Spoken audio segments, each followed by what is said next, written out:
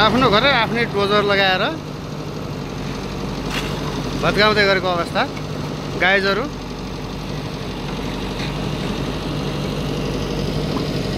अब 10-15 वर्षको बसाइ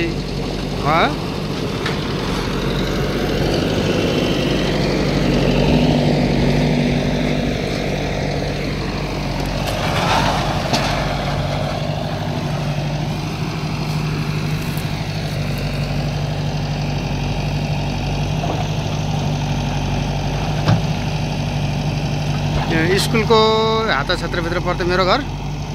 लामो समयसम्म बसाएपछि यो आज चाहिँ मिति 2082 मङ्सिर 27 गते आफ्नै डोजर लगाएर आफैले घर भत्काउँदैछु।